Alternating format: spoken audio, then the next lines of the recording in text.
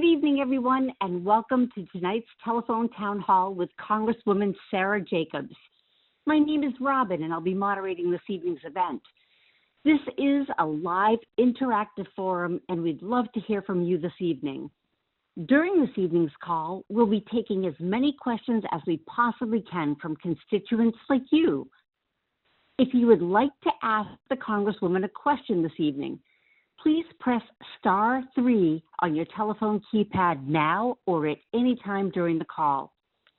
You may also sign up for Congresswoman Jacobs' e-newsletter by pressing *6 at any time during the call. And if you happen to be streaming the event this evening, simply type your name and your question below the streaming player. Again, please press *3 at any time during the call if you'd like to ask the Congresswoman a question. You'll be placed in line to speak with a member of our staff. That staff member will take down your name and your question. And the next time you hear your name, it'll be me asking you or inviting you to ask your question directly to Congresswoman Jacobs. And remember, you can press *6 to subscribe to Congresswoman's newsletter. You may also subscribe to her newsletter online at sarajacobs.house.gov. And now, without further delay, I'd like to turn the call over to Congresswoman Sara Jacobs. Congresswoman, you are live and the floor is yours, ma'am. Well, thank you so much, Robin. And hi, everyone. Thank you so much for joining us tonight. Right now, I'm in Washington, D.C. I am here and ready for my Republican colleagues to work with us to reopen the federal government and lower health care costs. But unfortunately, Speaker Johnson sent everyone home. As you may know, Republicans control the House, the Senate, and the White House. If they want Democratic votes, they need to come talk to us. That's usually how negotiations work. Democrats are fighting to reverse Republicans' Medicaid and Affordable Care Act cuts that kicked 15 million Americans off their health care. In San Diego County alone, 1 in 4 people rely on Medicaid. We're also fighting to extend Affordable Care Act premium tax credits. Many of you may have gotten a notification this past week about higher premiums next year. Most Americans will see their premiums double, and that's often the difference between affording life-saving medicine like insulin or chemo and not. In my district, in our district, a 60-year-old couple making $82,000 a year will see their premiums go up by $15,000. We also want any deal that we negotiate to actually be honored. And since he's took office, President Trump has illegally withheld funds that Congress has appropriated, ignoring the Constitution that gives Congress the power of the purse. So, look, I'll be very honest with you. I do not take a government shutdown lightly. I know this is incredibly harmful, especially to San Diego, which is the biggest military community in the country and home to nearly 50,000 federal workers. If this shutdown lasts beyond October 15th, our service members will miss a paycheck, which is a huge deal for a community that already struggles to afford housing, childcare, and put food on the table. Many of San Diego's workers have been furloughed. And during the shutdown, Donald Trump has said he wants to, and I'm quoting, inflict maximum pain on Democrats with mass firings and withholding funds to Democratic cities. But we also need to recognize that Donald Trump was already doing this. He was already withholding funds and slashing the federal government and firing people on a whim, and we can't give in to extortion and threats. That's why I will keep fighting for your health care and for a functioning government and country. And now I'm really looking forward to answering your questions. Remember to press *3 if you want to ask me a question, or if you're watching online, type it into the streaming player. If you're set, Congresswoman, our first question was submitted online by Brian, and Brian's question is, are service members and federal employees being used as pawns in this showdown? Honestly, yes. San Diego is the biggest military community in the country. It's home to 50,000 federal workers. Many have been furloughed. We have service members, TSA workers, air traffic controllers, all working without pay. I've called on Speaker Johnson to bring us back into session so that we can pass a bill to make sure that service members get paid. I've called on Speaker Johnson to call us back into a session so we can have a real negotiation and get the government open. And unfortunately, he hasn't done that, and it's our federal workforce who's suffering. Thank you, Congresswoman. Our next caller, our question comes from a caller, Philip of La Mesa. Philip, you are live on the call with Congresswoman Jacobs. Please go ahead, Philip. Yes, thanks for this opportunity. How long can you last? I mean, are you willing to go the whole distance to hold out on the shutdown? I know it's painful for all, but I would love to see you just hold your ground. Can you comment? Yeah, thank you so much for your question, Philip, and for being on this town hall. Look, I will not vote for a bill that doesn't protect Americans' health care. That is my red line. That's my bottom line. And so, I feel very confident that we in the House will hold firm on that, and we're working to ensure that our Senate colleagues will as well. And I'm hopeful that Republicans will see that it's their constituents who are being harmed by these health care cuts and premium tax credit expirations as well, and will actually come to the table and talk to us and make a deal so that we can protect health care and reopen government. Thank you, Congresswoman. Next question is an online question submitted by Betty. Betty says, why are we so divided? We are all Americans. We can't act like this. We are all in this mess together. We need to find an answer to this problem together. I couldn't agree more, Betty. Many of you know my background is in working in international conflict resolution and post-conflict transitions, post-coup transitions, and I've, worked in countries that are even more divided than we are. So first of all, I know from firsthand experience that it is possible to come back together after really, really difficult conflict. And a lot of that, and unfortunately, many of our leaders, especially President Trump, are actually stoking this division because they would rather us be blaming each other than understanding what they're actually doing, which is literally taking away health care in order to fund tax cuts for billionaires. And I think some of the best ways that we can come together is remember that we're all in community together.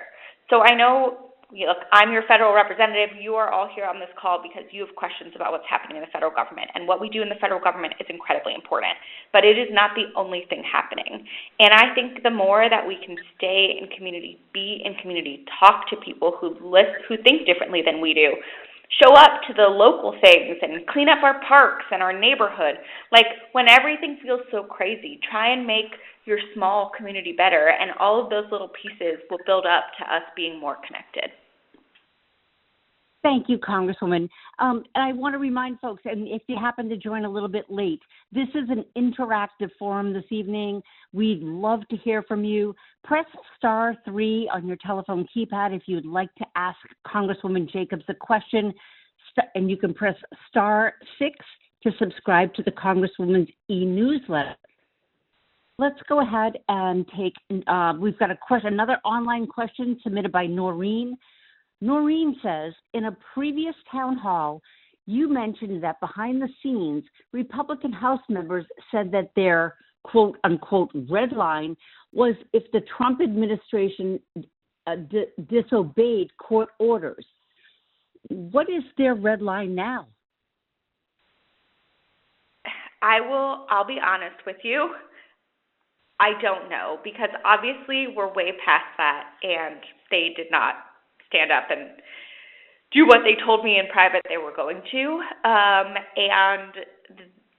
Even in our private conversations, they've kind of stopped telling us what red lines are because I think they know that they're not going to stand up. So to me, the most important thing is that my colleagues are hearing from their constituents about the very real impacts that these policies are having on them. And I think the more they hear from their constituents, the more we'll see them feel like they have the ability to push back.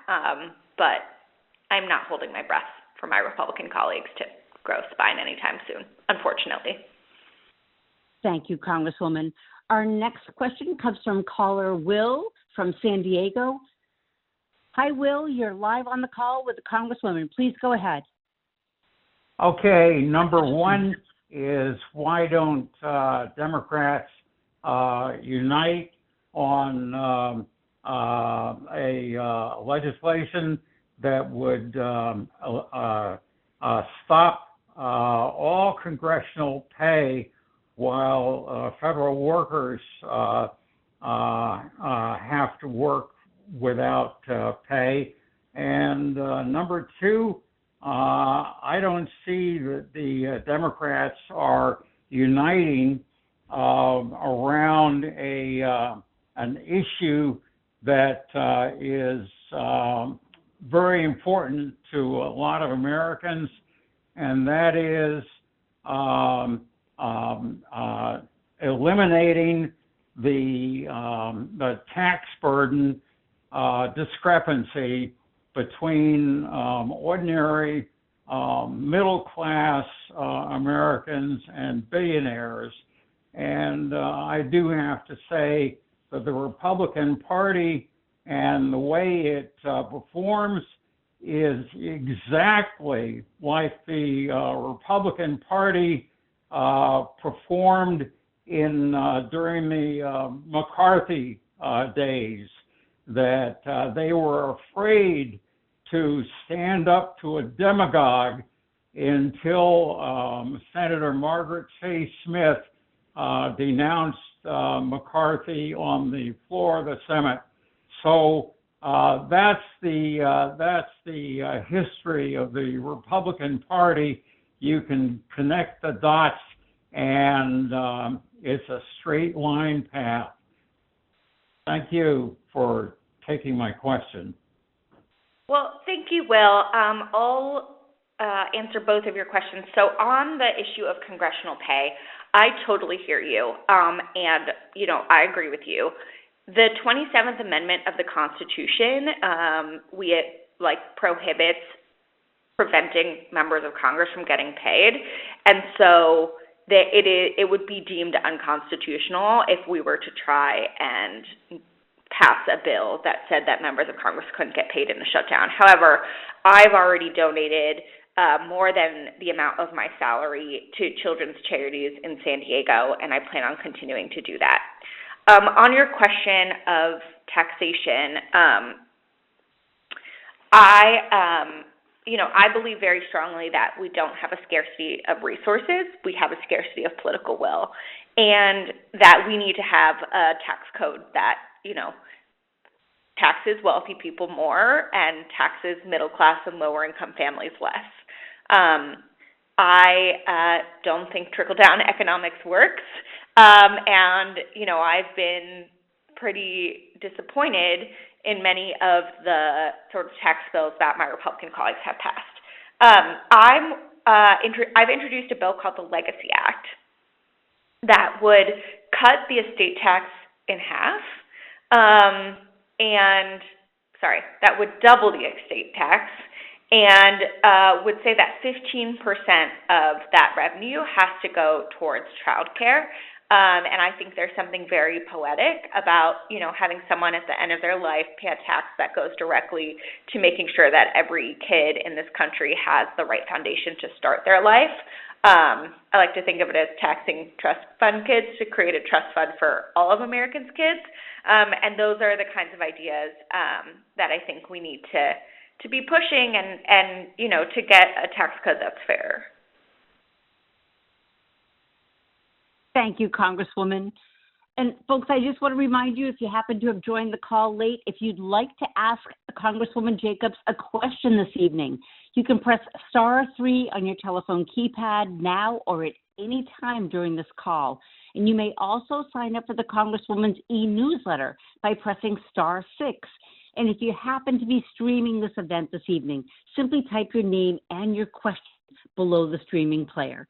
Congresswoman, we have another question for you. Comes from Mike. Mike submitted his question online, ma'am, and he asks, what have Republicans offered since the shutdown? First part of the question. Second part of the question is, what have Democrats offered? Republicans have offered nothing. They won't even come to the table and have a conversation with us. There was one meeting that Leader Jeffries, Leader Schumer, Leader Thune and Speaker Johnson had at the White House with President Trump. And since that, the only correspondence we've gotten from Republicans have been AI meme videos that they've posted online. And I'm not sure that AI meme videos are how we're going to get to a solution. Democrats have introduced a spending bill that would extend the premium tax credits permanently, would reverse the Medicaid tax cuts, and would provide specific language that would protect against the administration not spending congressionally appropriated funds. We know we're not going to get everything that we put in that bill, but it was our starting offer. And instead of actually, talking to us about how to get to yes, the White House is literally said, go F yourself.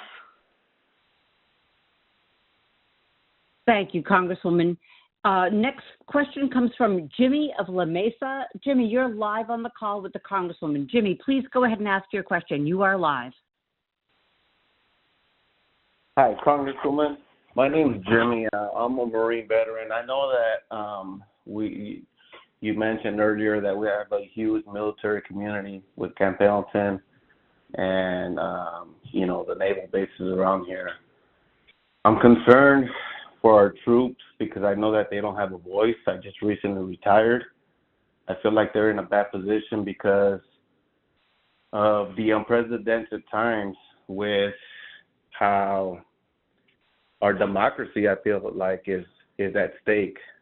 And I know we're talking about health care and about other things, and I'm proud of the Democratic support in shutting down the government and keeping it shut till we have some kind of compromise, because I know that they're not willing to come to the table. But what is it that you see that should give us hope for us down here, that we have very little information, and the information that's being put out, it feels like we have to screen for what's true, what's false, and it's being very divisive in our community. Yeah. Well, Jimmy, I really appreciate you bringing this up. It's something that I care a lot about and have been doing a lot of work on it. I actually, I sit on the Armed Services Committee, and I spend a lot of time talking to our service members, including making sure that I have time talking to our service members without their commanding officers there, so that I can get a real read about what's going on and, hearing from them. And making sure they know they can have direct access to me, and that is protected.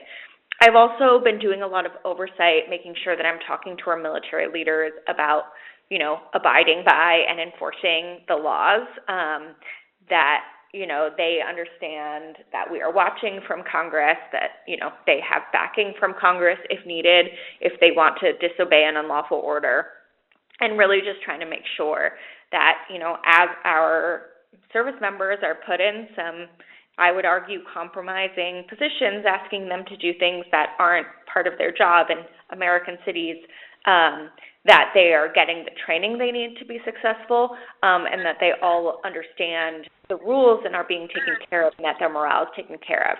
Military quality of life has been one of my top priorities on the Armed Services Committee. I've particularly focused on housing and child care for military families, but this is something that I spend a lot of time on and prioritize. So, Jimmy, I really appreciate you bringing it up on this call. Thank you, Congresswoman Jacobs. Our next question comes from Carolyn of San Diego. Carolyn, you're live on the call with Congresswoman Sara Jacobs. Please go ahead, Carolyn. Yes, thank you, Congresswoman, for the job that you're doing. I want to know, what can we do about these mass ICE men grabbing people off the street? I know Governor Newsom has signed an order saying they can't wear the mask, but when we see them doing it anyway, what are we going to do about that? And my other question was, I know that, my statement, I know that there's military families and people hurting. My biggest concern is the airplanes. You can't go anywhere because right now they're not getting paid. But we have to stand our ground. I just feel like we can't give in to this. And I I really want to know what we're going to do about these people snatching people off the street and taking them to these detention centers, and we can't find them. We've got to stop that. They're only starting with Hispanic people. You do know that, right? They're only starting with them. They will move on. Well, Carolyn, thank you so much for the question. So I've co-sponsored a bill that would require all federal immigration agents to use clear identification while on duty and ban face masks. We've had a couple of our Republican colleagues say they agree with us, but so far none of them have actually signed on to the bill, but, we'll continue working and pushing on that. In the meantime, I do a lot of oversight of DHS and ICE and HSI. I have their phone numbers on speed dial, and they do not always appreciate how much they hear from me, but anytime there is an incident that gets reported in our community, I immediately call them to make sure they know that I'm watching, and I express what I think is, about unacceptable behavior. I've also visited Otay Mesa Detention Center, where I actually was able to check on some very specific incidences around language access and healthcare access based on information that the community gave me that they'd heard about what was happening. And so I really do rely on the community, on you all, to tell me what you're hearing, what you're hearing from your loved ones, what you hear going around, because that is, enables me to do better oversight. And then I also went and visited Guantanamo Bay to see and do oversight over how the Trump administration was planning to hold immigrants there, and I believe because of our trip, they stopped some of those plans. So, I know sometimes it doesn't feel like oversight is enough, but that is the tool we have right now, and it really does. We've actually seen it change some of their behaviors and actions. So please continue to share with me things that you hear happening in our community so that I can continue doing that oversight job. Also, I just say, check on your neighbors. If you have neighbors who are worried about what might happen, either because of their immigration status or just because they look like they might be an immigrant, which, now we know this administration is going after, offer to take their kids to school, to pick up their groceries, right? Check on your neighbors. We have a Know Your Rights website on my website, sarajacobs.house.gov/immigration, that has a lot of information on what your rights are, what you can do to help people, and my office can do casework as well, so please reach out. But I think the bottom line is we're an immigrant community, we're a border community in San Diego, and we know that Trump's rhetoric does not actually match our reality as a border community and an immigrant community. And it's incumbent on all of us who actually have lived experience living in our border community to speak up about it and push back on the lies they're telling about what it's like living at the border. Thank you, Congresswoman. Next caller is Laura from Spring Valley. Laura, you're live on the call with the Congresswoman. Please go ahead, Laura. Thank you. Thank you for coming to our planning group meeting. I'm sorry I didn't recognize you, but you look much better than your pictures. Anyway, my problem is that the Democrats will not go on the Fox and right-wing news with commercials that speak the truth. And we have to do that. That has to be done. People are just blindsided now because they hear this stuff over and over and over again on their news, but don't get any truth. And that's the worst problem because that's how the Gestapo works. And apparently we are now in the presence of the Trump Gestapo. And I'm very concerned. My father fought for his country. He never recovered from the trauma and died from it, from alcoholism, but he still loved his country, and he would have gone to war for them again. But this country is not that country anymore. And the Democrats and Republicans that really do care, and people who have neither party preference, need to really look at the facts and be aware of the facts. That's part of the problem is that they don't know what the facts are. And we have to make sure that everybody knows what the facts are, and we can work from there. And I think the Democrats are right in making sure the government closes down. I certainly don't like it, but they were right. You have to go with your gut. And my sister died today, and I'm really more pleased that she won't have to lose her Medicare, her Medi-Cal, her retirement, and her Social Security, and live on the street somewhere till she dies. So in that way, I feel better. But thank you. Laura, I am so incredibly sorry for the loss of your sister. I can't imagine what you're going through right now. I lost my grandma a little over a year ago, and it gutted me. And so I'll be thinking of you and your family, and, also thank you for the service that your dad did to our country, but it's really the whole family that serves, and I'm so sorry that he was left with, such difficulty and didn't get the treatment that he needed. We need to do better. Thank you for showing up for our community tonight, even though you're grieving. It's incredible that you would do that. In terms of making sure that we're talking to, outside of the echo chamber, or outside of the bubble, or talking to people who aren't necessarily hearing our side, this is something actually I've spent a lot of time on. I particularly myself am focusing on sort of the young people who don't get their news by television or by newspaper, but really get their news by social media, by podcasts, or say they don't follow the news at all and then are just kind of getting things piecemeal through culture. And so I've been doing a lot of work to try and think about how we reach out to folks like that. I actually did a video about the shutdown that got almost 10 million views on TikTok. So we are, getting to folks. But, part of what's hard about that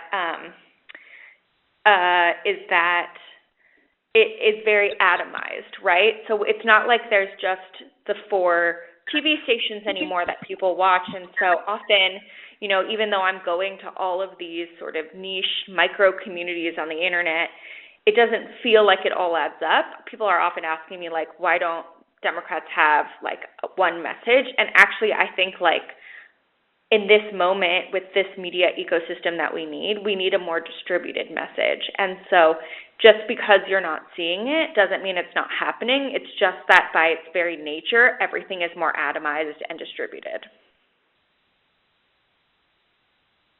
Thank you, Congresswoman. Next question submitted online by Allison, and Allison asks, are we at risk for San Diego International Airport to be without air traffic controllers? It's a good question. So the answer is not at the moment. I plan on flying tomorrow. We do have some air traffic controllers who are in San Diego at the regional TRACON who are servicing Burbank Airport. They might have to also help with parts of, San Diego Airport, but at the moment, we are not seeing that many call-outs, and air traffic controllers are continuing to show up and do their jobs. Thank you, Congresswoman. Next question comes also submitted online by Hank, and Hank says, House Speaker Mike Johnson said Tuesday he'll schedule the swearing in the, I'm just reading this comment, in the new Arizona Democratic House member Adelina as soon as she wants. Can you invite, and I apologize, I don't know how to pronounce her name, Ms. Okay. Thank you. Adelina Grijalva. Thank you. Yes. To the Capitol as a guest and go to the Speaker's office for results. So I'm sorry to say this, but the Speaker lied, because Adelina Grijalva actually has been here in the Capitol. She was here last week for a week. There were pro forma sessions, which are the sessions we do when we're not in session. And actually, about a month ago, he swore in 2 Republican members from Florida during those pro forma sessions, and now he's saying he can't, even though Adelita was here. So the real answer is he doesn't want to swear in Adelita Grijalva because she would be the 218th signature on the discharge petition to release the Epstein files. And so I think that's a big part of why he's keeping Congress out of session, and why he won't even come to the table and talk to us to negotiate. Thank you, Congresswoman. Appreciate that. And folks, there's still plenty of time to make a phone call and ask your question. Please press *3 on your telephone keypad if you would like to ask Congresswoman Jacobs a question this evening. And you may also sign up for her e-newsletter by pressing *6. You may also press 1 on your telephone keypad to subscribe to the Congresswoman's e-newsletter. Congresswoman, next caller is Atakis from San Diego. Atakis, you are live on the call with Congresswoman Jacobs. Please go ahead. Thank you. Thank you, Congresswoman. I appreciate taking all those calls. I would like to see, first of all, I would like to see the Obamacare stay, and I would like all Democrats in Congress and in Senate to make sure that Trump and all his people pay for what they're doing to us right now. We need all Democrats to stay together in doing so, and we should fight fire with fire and let the Republicans know that their time is coming. We should not let that go. Trump and his friends also, I'm sure they have people working illegally for them, but nobody says anything about that. Maybe we should just look into their businesses to see who works over there. And what Speaker Johnson doing, trying to keep this lady being sworn in, it's criminal. It's not politics. It's criminal. Thanks for taking my call. Yeah. Thank you, Takis. Look, I think the premium tax credit subsidies for the ACA or Obamacare are incredibly important. We've already seen Republicans kick millions of people off their health care. If these tax credits expire, millions more people won't be able to afford health care. And that means that they're not going to go to the cheaper preventative appointments. They're going to wait until they have to go to the ER, which is the most expensive form of care. And then hospitals will have to eat that cost and pass it on to the rest of us, and all of our health care is going to get more expensive. And so, look, there's a lot of reforms we need to do to our healthcare system, right? Like, it shouldn't be this expensive. Insurance companies make too much money. There are too many middlemen. It's too hard to get the care you need, and many people don't have access. But right now, protecting these premium tax credits are a really important way to stabilize our healthcare market so that we can get to those reforms that we need to do. Thank you, Congresswoman. Next caller is Jack from Spring Valley. Jack from Spring Valley, you're next. Please go ahead. Good evening, Congresswoman Jacobs, I'm sorry. This person in the office right now has broken many laws. How come we cannot remove him from office? Period. Thank you very much. Yeah, thank you for that question, Jack. The honest answer is because the Supreme Court gave a ruling that said that presidents are immune from criminal prosecution for anything that's considered an official act. And while they're in office, basically everything they do is an official act. Not everything, but basically everything. And the framers of the Constitution gave the power to get rid of leaders that were bad to Congress. And, I think the real constitutional crisis that we're in is that my Republican colleagues in Congress refuse to stand up to Donald Trump and are just ceding all congressional authority. So, look, I know many people have asked about impeachment, and if that's an option, that is the remedy that the founders gave to Congress. The way it works is that the House brings forward articles of impeachment that requires a majority vote to impeach, and then there's a trial in the Senate, and it takes 2/3 of senators to convict. We don't have the votes in the House or the Senate to impeach, let alone convict. We will not be successful in that right now. We don't have the votes. We don't have the majority.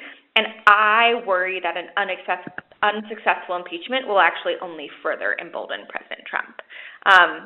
So, that's the full answer. I wish I could just say yes to you, but it's just not, we don't have those tools. Thank you, Congresswoman. Our next question was submitted online by Deirdre, and Deirdre asks, how can you ensure that the spending bill will be recession-proof?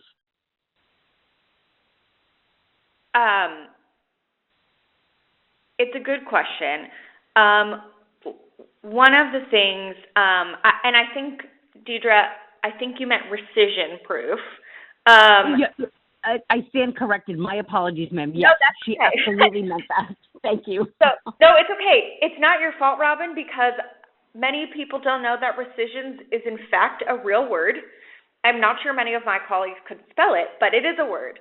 And what it means is that, rescissions is when the president claws back funds that Congress has already appropriated and passed. So we're trying to get concrete guarantees to protect Congress's power of the purse so that we'll still have checks and balances. And there's some language that's in our version of the spending bill that we've put forward that would protect against rescissions. Thank you so very much, and thank you for the education. Our next caller is Anthony from San Diego. Anthony, you are live on the call with Congresswoman Sara Jacobs. Please go ahead, Anthony. Hey, Congresswoman Jacobs. I hope you are doing well, and I very much appreciate you taking the time to talk to us this evening. When we have a president whose team is using statements like plenary authority, and we have federal organizations like ICE that are breaking constitutional law, breaking state law, breaking governor's direction, and harming the people that reside here that make America what it is. What elements or components are within this shutdown that will impact the funding that ICE receives? And then secondarily, is there a long-term plan to stop the harmful things that are happening from continuing to happen if we don't keep this government shut down? Yeah, well, thank you, Anthony. So, on the question of the funding for ICE, because of the one big, ugly, beautiful bill act that Republicans passed, ICE now has more funding than the United States Marine Corps. ICE now has more funding than the military budget of Germany. And because that funding was passed, we believe that they're using that funding to continue supporting ICE. Now, technically, ICE workers, CBP workers, everyone in DHS, much like every federal worker, are working without pay. We don't yet know if they're planning to use this one big, beautiful bill money to actually pay those folks, but that money is there. And so,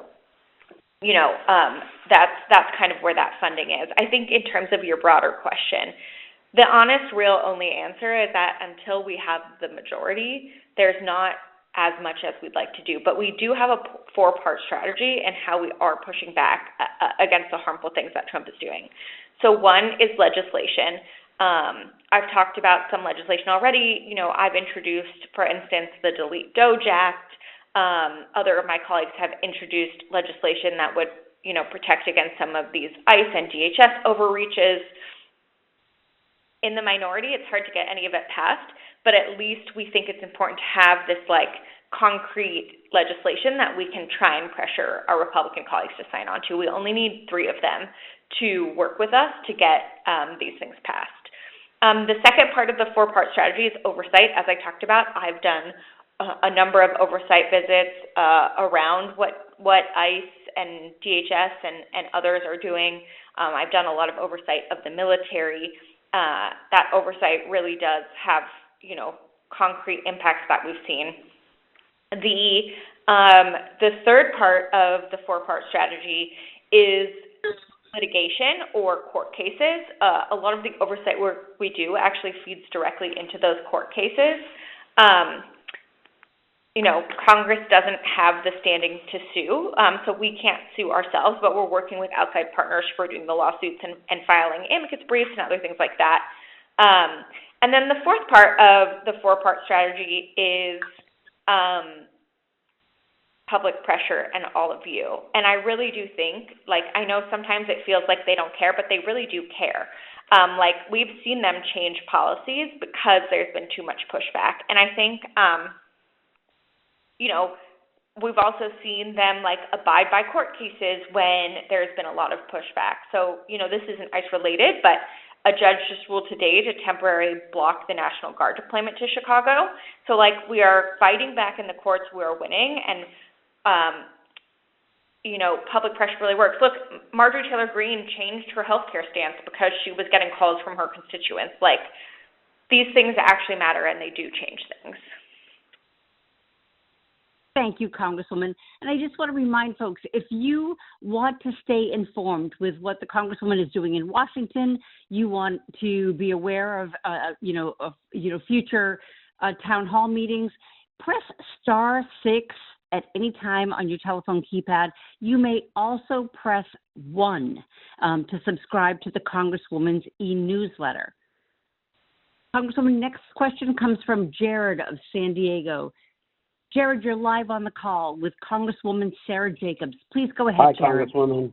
Thank you. Congresswoman, thank you so much for doing this. And I just want to say you're a shining light in what has been a very difficult year for federal employees.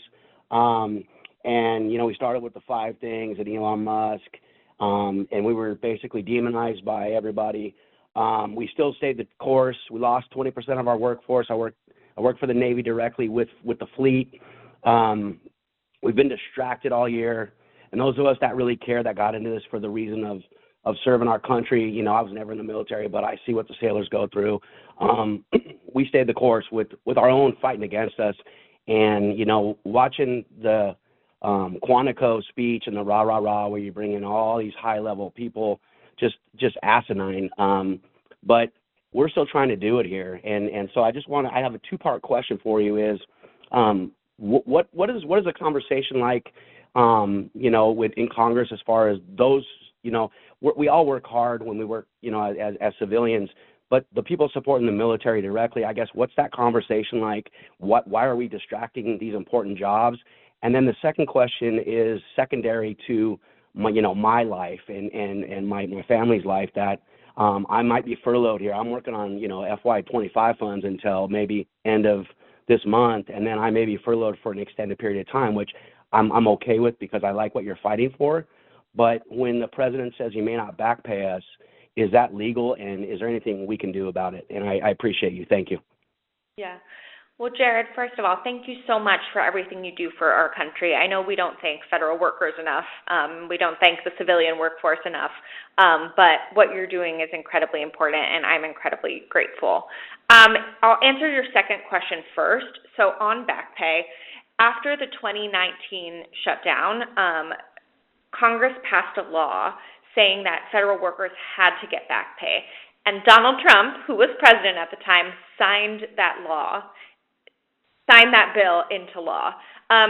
Now, we shouldn't be surprised that he wants to break the law because he is breaking laws left and right, but it is the law that federal workers have to get back pay, and, I believe at the end of the day that federal law will be upheld and that, furloughed workers will get their back pay. And, we're going to fight to make sure that you get your back pay because you deserve it. On your first question, a lot of the oversight I've been doing on the Armed Services Committee is trying to make sure that We are pushing back on this administration's attempts to politicize the military, that we are doing oversight of what the civilian workforce cuts have meant in terms of our military readiness. And, I agree with you. I think there's a lot of concern about, how those cuts were done. Like, they were done with a sledgehammer, not with a scalpel. A lot of thinking about like what we can do from Congress to try and push back on some of that. And in fact, in a bipartisan way, we were able to push back on some of it in the National Defense Authorization Act this year, that we're working on getting passed. I also worked with my colleague, Chris DeLuzio, a military veteran himself, to introduce a new Insurrection Act that would make more specific the Insurrection Act and make clear what is actually an insurrection and would require more congressional oversight of it. It narrows the president's authority, obviously this is important as we start to hear President Trump musing about using the Insurrection Act to be able to use the military against American citizens. Thank you, Congresswoman. Next question comes from John. This is a question that John submitted online. John asks, why won't you open up the government so you can negotiate health care? John, it's a good question. So, we for months have been trying to talk to the Republicans about the expiration of these tax credits and what we think is important. They have refused to talk to us, and they need our votes for this. And if they want our votes, they need to come talk to us, and they know what it will take to get our votes, which is addressing this health care. Now, people are getting notifications about their premiums rising right now. This is an urgent crisis. It actually can't wait until the end of the year, and that's why we're standing so strong and saying, I'm here in Washington, D.C. I want to vote for a bill that will open the government and protect health care, but, so far, that has not been offered to us by the Republicans. Thank you, Congresswoman. Next question comes from Peggy. Peggy, you're live on the call. Please go ahead, Peggy. Thank you for doing this. I am a retired Department of Defense social worker at 32nd Street, well over 20 years, and before that, the Armed Services. Why? I am very concerned. Our E2s and our E3s can barely make ends meet now, and not getting paid. They still have to pay for their military housing. They still have to pay at the CDC for their child care. What is our community in San Diego doing to support these very young families who cannot even manage on a paycheck, much less no paycheck? Navy Relief can only do so much. Yeah, Peggy, it's such a good question, and thank you for your service to our country. I am very concerned about this population. Even without a government shutdown, we have 44,000 members of military families who visit the San Diego Food Bank every single month. And we know that that number is going to go up once people miss a paycheck. I actually visited the food bank over the weekend to hear more about how they're planning on serving this population and making sure they get what they need. They are increasing their distributions at Armed Services YMCA and other of their partners that serve the federal workforce and service members. There are going to be some specific food distributions just for the federal workforce and the military. I also co-sponsored a bipartisan bill to make sure that we're actually paying our troops, and I urge Speaker Johnson to call us back to Congress so that we can at least vote on a bill that will pay our troops even while the government is shut down, but he refuses to call us back. But in terms of what the community can do, we have a lot of great, amazing community organizations that serve our military families, and I'm sure they could always use help. Thank you, Congresswoman. Next caller is Joan from San Diego. Joan, you're live on the call with Congresswoman Jacobs. Please go ahead, Joan. Thank you. Congresswoman Jacobs, I want to thank you for hosting this call I want to say to all of those on the call, I'm just so delighted to be in community with you. I have major, major concerns. Congresswoman, where I voted for you and I applaud you and I still support you, I am concerned about this Republican Democrat back and forth as if one is so much better than the other when the whole system stinks. I am concerned when a legitimate question is asked of you, would you consider a Congress not receiving pay when government workers are being shut down, and your response is that would be breaking against the Constitution. That was once a question. That was once the answer when the question of slavery was mentioned. It too was the law. Laws can be changed. The Constitution can be changed, and the Constitution needs to be looked at. And when you say, and I'm thrilled to hear you say that conflict resolution and that type of work is a part of work that is also a part of my background. But when you say that there are other places who are much more divided than we are, I beg to differ. I think you need to hear more voices and hear more points of view. I heard the woman say that her sister, I believe, someone had died. And I feel for you and your grandmother, but it is not the same thing. She says she's glad she's died so she won't have to be on the street. These are systemic changes that have to be addressed, and we have to come together and be able to have the tough decisions, address the tough topics with each other, or this is not going to change. This is politics and political. I came to Howard University as a political science major because I love the art of politics. I have been in this field. I am now helping my nephew who has intellectual disabilities, and the support that it is atrocious what is happening here. And until we're able to face it, that this is not just a Democrat-Republican back and forth, the black community, James Kleinberg was the kingmaker. Biden would not have been in if he had not stepped in and did what he did. And yet when the traditional leaders of the black community went to Joe Biden, he would not even convene a meeting with them. This is real. And until we address that and are able to face that fact, today I heard, and I'll stop here, today I heard Trump signing some resolutions, and he was so proud and so nasty when he said, it's going to be Columbus Day again, and that's that. In other words, screw the indigenous people and the genocide that has taken place on these grounds. When my dad got out of the World War II and went to get a hamburger, and he was in his uniform, he was greeted with, boy, go to the back. We don't serve your kind. So, yes, I thank the veterans. I thank the military. But when you say it's much worse someplace else, you haven't seen it through my eyes. And I'm 71 years old. It's time for a change. And I'm doing anything I can do to help you to address that if you're willing to take it on.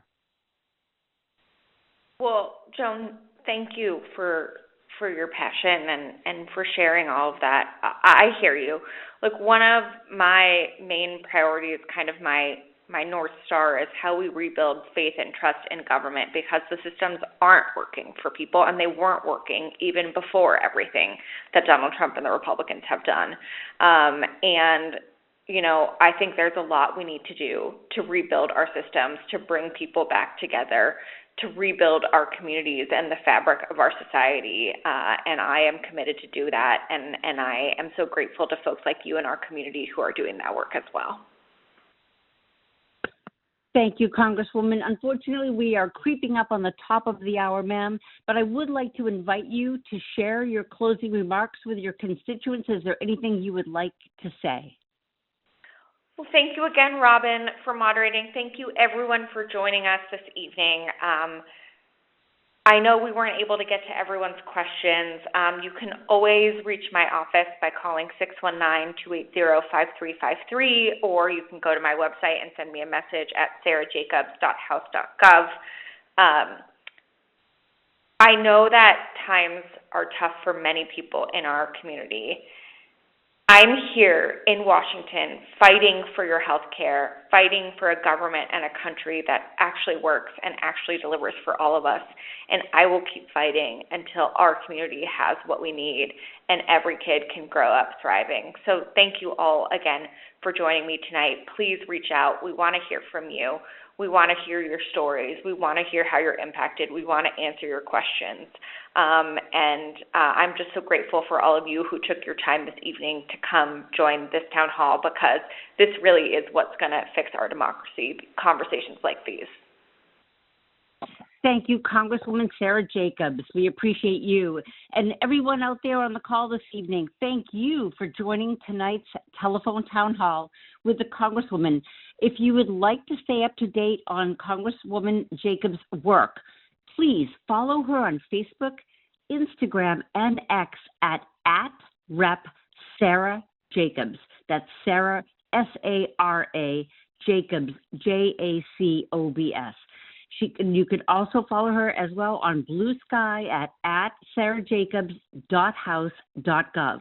And if you would like to subscribe to the Congresswoman's e-newsletter, please stay on the line and leave your name and email address after the tone. Thank you and have a blessed evening. Good night.